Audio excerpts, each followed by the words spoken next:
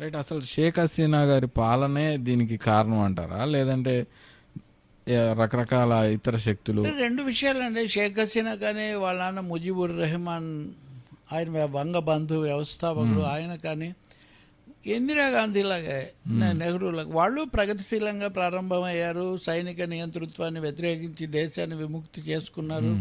ఆ సమయంలో America, Soviet union మధ్యలో వాళ్ళు సోవియట్ యూనియన్కు ఇండియా, బంగ్లాదేశ్ దగ్గర అయ్యాయి. ఇదంతా నిజమే. కానీ దేశంలోకి వచ్చేసరికి ప్రత్యర్థులను అవామీ లీగ్ వాళ్ళ పార్టీ ప్రత్యర్థి పార్టీలను నిషేధించటము, అణచివేయటము, జైల్లో పాలు చేయటం ఇట్లాంటివి చేశారు. సో ఇలాంటివి చేసినప్పుడు షేక్ ముజిబుర్ రెహమాన్ కుటుంబం మొత్తాన్ని సైనిక నియంత్రణ హయాంలో హతమార్చేశారు. మొత్తం మనం ఏదో చాలా భయంకరమైన సినిమా చూసినట్టుగా లేరు. పొద్దునకంతా మాకంతా గుర్తుంది, అప్పుడు మేము విద్యార్థులుగా ఉన్నాము. ఇందిరాగాంధీ కూడా షేక్ అయిపోయారు. ఇందిరాగాంధీ మీద అప్పటికే దేశంలో వ్యతిరేకతలు పెరుగుతున్న పరిస్థితి. సో ఆమె ఆ తర్వాత ఎమర్జెన్సీ పెట్టడానికి అది కూడా ఒక కారణంగా, పక్కన ఇది జరిగింది మనకు కూడా రేపు జరగవచ్చు, చాలా జరిగాయి. సో ఇండియాకైతే బంగ్లాదేశ్ స్నేహంగా ఉండింది.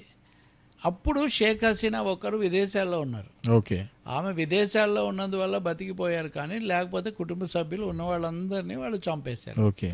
అప్పుడు షేక్ హసీనా అప్పుడప్పుడే పెళ్ళయింది. ఆమె వచ్చి ఢిల్లీలో కొద్ది రోజులు ఉండి మళ్ళీ ఆశ్రయం పొంది మళ్ళీ తర్వాత తిరిగి వెళ్ళారు.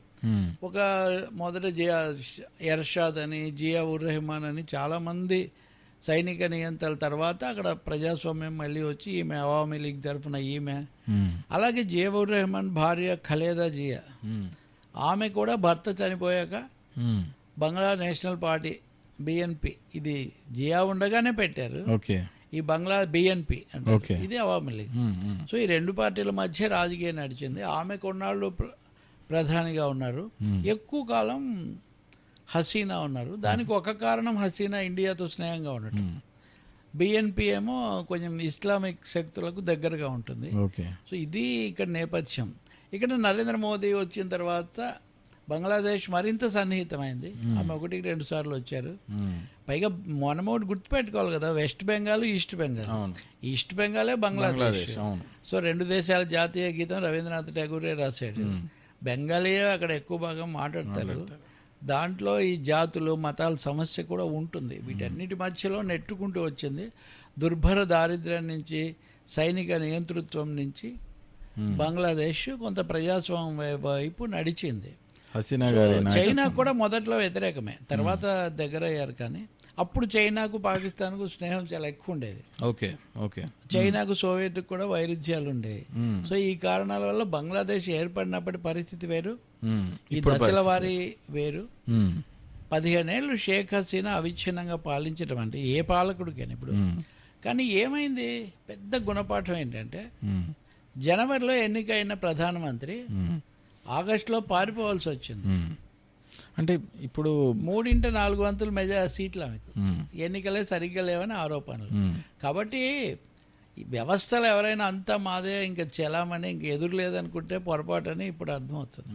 ఏం చేయబోతున్నారు సార్ హసీనా గారు? అంటే ఇండియాలోనే ఉండి మళ్ళీ బంగ్లాదేశ్ వెళ్తారా, లేదంటే వేరే విదేశాలకు వెళ్తారా? లేదు, ఆమె గురించి ఒక వార్త వచ్చింది. ఆమె కొడుకు చెప్పాడు, అసలు ఆమె ఈసారి ఎన్నికల్లో పోటీ చేయాలనుకోలేదు, తప్పనిసరి పరిస్థితుల్లో చేశారు. ఇప్పుడు ఎలాగూ జరిగింది కాబట్టి ఇంకా ఆమె తిరిగి రాబోదు, బంగ్లాదేశ్ రాదు, ఈ ఎన్నికల్లో రాజకీయాల్లో పాల్గొనే ఉద్దేశం లేదని ప్రకటించారు. కానీ ఒకటి గుర్తుపెట్టుకోవాలి, సైనిక పాలకుల నుంచి తప్పించుకోవడం కోసం పాకిస్తాన్ లో నాయకులు కూడా తరచూ ఇది చెప్తుంటారు. నవాజ్ షరీఫ్ ఉన్నాడు, నేను అక్కడెక్కడ ఉంటాను, నేను శాశ్వతంగా వెళ్ళిపోతున్నాను అంటాడు. ముషర్రఫ్ అంటాడు ఆయన. కానీ మళ్ళీ వాళ్ళు కొన్నాళ్లకు పరిస్థితులు చక్కబడగానే బెనజీర్ భుట్టోని చంపేశాక ఆమె భర్త వచ్చి అతను పెత్తనం చేశాడు కదా. కాబట్టి ఇక్కడ వ్యూహాత్మకంగా చెప్తున్నారా నిజంగానే తెలియదు. కానీ బట్ ఆమె వయసు కూడా ఎక్కువ అయింది కదా, చాలా కాలం ఉన్నారు కాబట్టి రాకపోయినా ఆశ్చర్యం లేదు. ఇంకా ఎక్కడ ఉంటారు అనేది కూడా ఒక ప్రశ్న. ఈరోజు అయితే ఇప్పుడు నేను రాబోతున్నప్పుడు చూస్తే ఆమె టీం, ఆమె బృందం నెమ్మదిగా భారతదేశాన్ని వదలటం మొదలైంది అని చెప్తున్నారు. ఆమె కూడా వెళ్తారు. ఆమె లండన్ బ్రిటన్ వెళ్ళాలనుకున్నారు. యూకే అందరూ బ్రిటన్ అంటే బ్రిటన్ కోరలుడిన సింహం అయినప్పటికీ ప్రాచీన పాత వలసవాదానికి అది కేంద్రం కదా. ప్రపంచంలో ఉన్న అన్ని ఉద్యమాలు అన్ని సంస్థలకు బ్రిటన్లో ఒక బ్రాంచి ఉంటుంది. ఓకే. అది శ్రీలంక తమిళ తీవ్రవాదులైనా ఖలిస్తానవాదులైనా ఎవరైనా సరే. ఇప్పుడు ఈమెకు అలాగే అన్ని జాతుల వాళ్ళు కూడా అక్కడ ఉంటారు. భారతీయులు చాలా ఎక్కువ మంది ఉంటారు. కాబట్టి ఈ మధ్య వర్ణ దురహంకారం ఎక్కువగా ఉంది. ఇప్పుడు ఈ సమయంలో బ్రిటన్లో కూడా అశాంతి చాలా ఎక్కువగా ఉంది, కలహాలు జరుగుతున్నాయి. అది కూడా ఒక కారణం కావచ్చు. వీళ్ళు అడిగారు బ్రిటన్కి వెళ్తామని, విమానం కూడా బయలుదేరింది, కానీ యూకే ప్రభుత్వం ఒప్పుకోలేదు. ఈ మధ్య అక్కడ కొత్త ప్రభుత్వం, లేబర్ పార్టీ ప్రభుత్వం వచ్చింది కదా, వాళ్ళు ఏమన్నారంటే మీరు మా దగ్గరికి వచ్చి ఉంటే వేరే విషయం, మీరు వేరే దేశంలో ఉండి ఆల్రెడీ అసైలం తీసుకొని అక్కడి నుంచి మా దగ్గరికి రావటం అంటే మేము పని కట్టుకొని కల్పించినట్టుగా ఉంటుంది కదా. So first the country of first destination is best safest place అని మా ఫిలాసఫీ అని చెప్పారు. ఇవన్నీ కూడా తప్పించుకునే కార్యక్రమాలు. ఎందుకంటే అమెరికాకు ఇష్టం లేని పని వాళ్ళు చెయ్యరు. ఇంకో ఏదైనా అరబ్ దేశానికో లేకపోతే గల్ఫ్ దేశానికో పోతారేమో అని ఒక అంచనా. భారతదేశం మటుకు మొదట ఉందా? లేదు. భారతదేశం మటుకు మొదట రాగానే ముందు ఆమెకు రక్షణ ఇచ్చారు, తర్వాత మేము శాశ్వతంగా ఇవ్వలేమన్నారు. దాంట్లో మన సమస్యలు కూడా ఉన్నాయి. పక్క దేశంగా మన మీద ఇచ్చామని మళ్ళీ కోపం రావడం, ఇట్లాంటివి ఉండటం. అప్పుడు దలైలామాకి ఇచ్చినందుకే చైనాకు, ఇప్పటికీ ఇండియాకు చైనాకు అదొక పెద్ద సమస్య. మీరు ఏదైనా చూసుకునే వరకు మేము మీకు ప్యాసేజ్ ఇస్తామన్నారు. కానీ విచిత్రంగా నిన్న రాత్రి భారతదేశ వర్గాలు, ప్రభుత్వ వర్గాలు ఓకే మీరు ఇక్కడ కావాల్సిన రోజులు ఉండొచ్చు, మీకేం ఇబ్బంది లేదని ఆమెకు హామీ ఇచ్చారు. కానీ ఇచ్చిన తర్వాత మరి ఇప్పుడు ఆమె బ్యాచ్ పోతున్నారంటే ఇంకెక్కడో ఆమెకు ఆశ్రయం దొరుకుండాలి. ఇంకో పెద్ద సమస్య అంటే ఇవన్నీ ఒకటే దేశం కదా, ఒకప్పుడు ఉపఖండం అనేవాళ్ళు, అంత పెద్ద దేశం ఇది. కాబట్టి సేఫ్టీ క్వశ్చన్ కూడా ఉంది.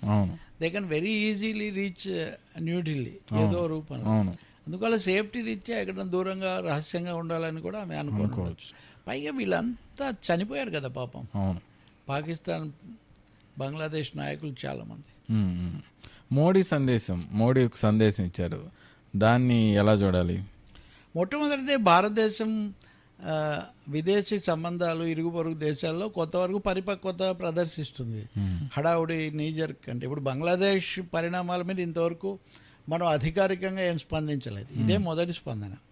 అంటే అక్కడ హసీనా పారిపోతే ఆమెకు మనం ఆశ్రయం కల్పించి రక్షణ కల్పించి కూడా అక్నాలెడ్జ్ చేయలేదు దాన్ని బహిరంగంగా. ఇవన్నీ మామూలు జరిగినవి, అందరికీ తెలుసు ఈ విషయాలు, మీడియాలో వస్తాయి. యూనస్ ప్రమాణ స్వీకారం చేశాక యూనస్ను అభినందిస్తూ మోదీ సందేశం పంపించారు. సో అది ఒక విధంగా లాంఛనం, ఇంకో విధంగా కీలకం కూడా. ప్రోటోకాల్ ప్రకారం మేము ఇస్తున్నాము. రెండోది మేము